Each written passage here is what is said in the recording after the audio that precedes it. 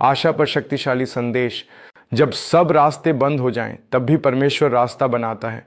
प्रिय भाइयों और बहनों, आज हम एक बहुत ही महत्वपूर्ण विषय पर परमेश्वर का वचन सुनेंगे और वह विषय है आशा। इस संसार में हर इंसान किसी न किसी लड़ाई से गुजर रहा है। कोई बीमारी से परेशान है, कोई कर्ज से, कोई परिवार की समस्याओं से, कोई अपने भविष्य को लेकर डर में है और कोई अंदर से टूट चुका है। बहुत लोग बाहर से मुस्कुराते हैं लेकिन अंदर से हार चुके होते हैं। ऐसे समय में इंसान को जिस चीज़ की सबसे ज़्यादा ज़रूरत होती है वह है आशा, क्योंकि जब आशा खत्म हो जाती है तब इंसान जीते जी हार मान लेता है। लेकिन परमेश्वर का वचन हमें सिखाता है कि चाहे परिस्थिति कैसी भी हो, परमेश्वर अपने बच्चों को कभी अकेला नहीं छोड़ता। बाइबल कहती है कि परमेश्वर आशा का परमेश्वर है। वह सूखी हड्डियों में भी जीवन ला सकता है, बंद रास्तों को खोल सकता है और हारी हुई जिंदगी को फिर से नया बना सकता है। इसलिए आज का यह संदेश आपके दिल में नई आशा, नया विश्वास और नई ताकत लेकर आएगा। बाइबल में एक व्यक्ति था जिसका नाम अय्यूब था। अय्यूब बहुत धर्मी व्यक्ति था, लेकिन एक समय ऐसा आया जब उसने सब कुछ खो दिया। उसकी संपत्ति चली गई, उसके बच्चे चले गए, उसका स्वास्थ्य खराब हो गया और लोग उसका मजाक उड़ाने लगे। सोचिए, अगर आज किसी इंसान के साथ ऐसा हो जाए तो वह कितना टूट जाएगा। लेकिन अय्यूब ने अपनी आशा परमेश्वर में रखी। उसने कहा, चाहे वह मुझे मार डाले तो भी मैं उसी पर भरोसा रखूंगा। यही सच्ची आशा है, परिस्थिति खराब होने पर भी परमेश्वर पर विश्वास बनाए रखना। और अंत में क्या हुआ? परमेश्वर ने अय्यूब को पहले से दोगुना आशीष दिया। आज ये कहानी हमें सिखाती है कि अगर हम आशा नहीं छोड़ते तो परमेश्वर हमारे अंत को आशीषमय बना सकता है। बहुत बार हमारी जिंदगी भी अय्यूब जैसी हो जाती है। हम प्रार्थना करते हैं लेकिन जवाब नहीं मिलता। हम मेहनत करते हैं लेकिन सफलता नहीं मिलती। हम लोगों के लिए अच्छा करते हैं लेकिन बदले में दुख मिलता है। ऐसे समय में शैतान हमारे मन में ये बात डालता है कि अब कुछ नहीं हो सकता। लेकिन याद रखिए, शैतान हमेशा आशा छीनना चाहता है, क्योंकि जिस इंसान की आशा खत्म हो जाती है उसका विश्वास भी कमज़ोर हो जाता है। इसलिए हमें अपने मन को परमेश्वर के वचन से भरना है।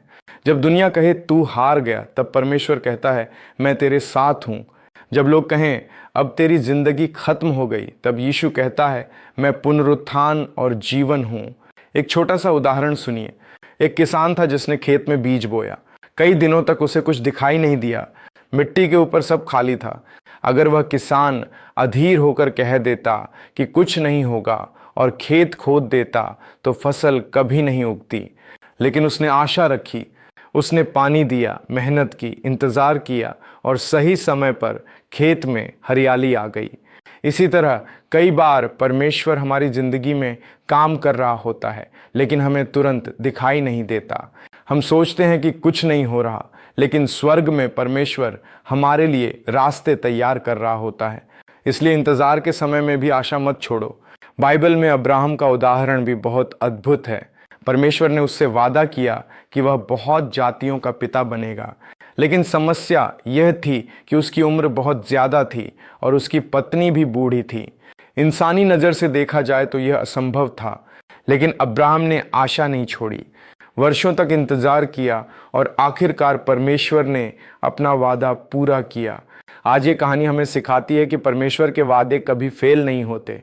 हो सकता है देर हो, लेकिन अंधेर नहीं होता। परमेश्वर सही समय पर काम करता है। कई लोग आज अपने परिवार को लेकर निराश हैं।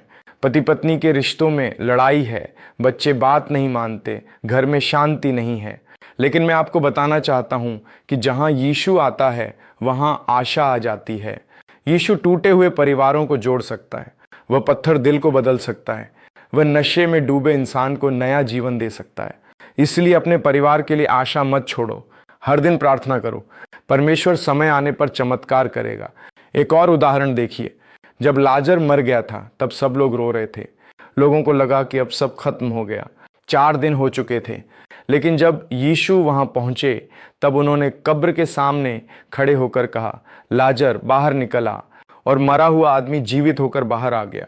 यह घटना हमें सिखाती है कि जहाँ इंसान की आशा खत्म होती है वहाँ से परमेश्वर का काम शुरू होता है।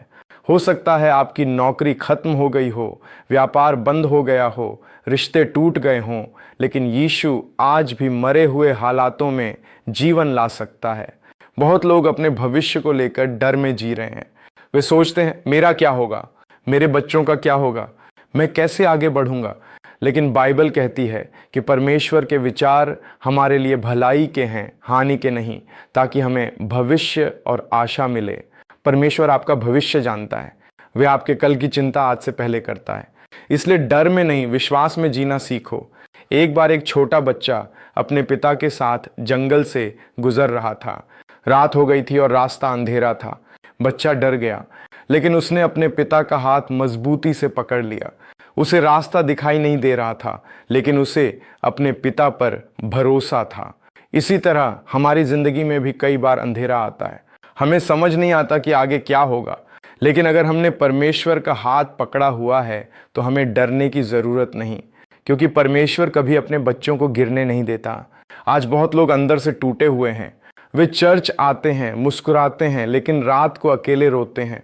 कुछ लोग सोचते हैं कि अब मेरी ज़िंदगी में कोई उम्मीद नहीं बची, लेकिन सुनिए, यीशु आपके लिए अभी भी काम कर रहा है। जब तक आपकी सांस चल रही है तब तक परमेश्वर का प्लान खत्म नहीं हुआ।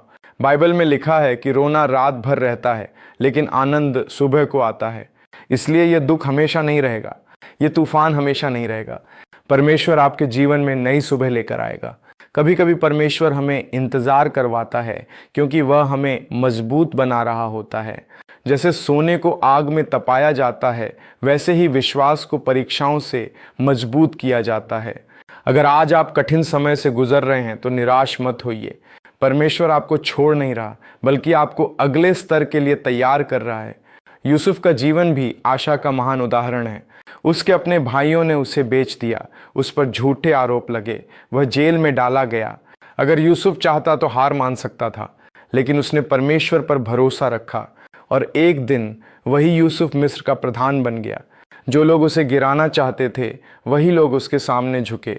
यह हमें सिखाता है कि अगर हम आशा नहीं छोड़ते तो परमेश्वर हमें वहाँ पहुँचा सकता है जहाँ हमने कभी सोचा भी नहीं। आज मैं आपसे कहना चाहता हूँ, अपने हालातों को देखकर निराश मत होइए। आपका परमेश्वर बड़ा है। बीमारी बड़ी नहीं, परमेश्वर बड़ा है। समस्या बड़ी नहीं, परमेश्वर बड़ा है। कर्ज बड़ा नहीं, परमेश्वर बड़ा है। लोगों की बातें बड़ी नहीं, परमेश्वर का वादा बड़ा है। इसलिए अपनी आंखों को परिस्थिति पर नहीं, यीशु पर लगाइए। हो सकता है लोग आपको छोड़ दें, दोस्त साथ छोड़ दें, रिश्तेदार समझ न पाएं, लेकिन परमेश्वर कभी आपका साथ नहीं छोड़ेगा। वह कहता है, मैं तुझे कभी न छोड़ूंगा और न कभी त्यागूंगा। यही हमारी आशा है। हमारी आशा पैसे में नहीं, लोगों में नहीं, बल्कि जीवित परमेश्वर में है। आज अगर आपका दिल टूटा हुआ है तो यीशु उसे जोड़ सकता है। अगर आपका मन डर से भरा है तो यीशु आपको शांति दे सकता है। अगर आपकी ज़िंदगी अंधकार में है तो यीशु आपका प्रकाश बन सकता है। इसलिए आज निर्णय लीजिए कि चाहे परिस्थिति कैसी भी हो, मैं अपनी आशा नहीं छोड़ूंगा। मैं प्रार्थना करता रहूंगा, मैं विश्वास करता रहूंगा, मैं परमेश्वर पर भरोसा रखूंगा।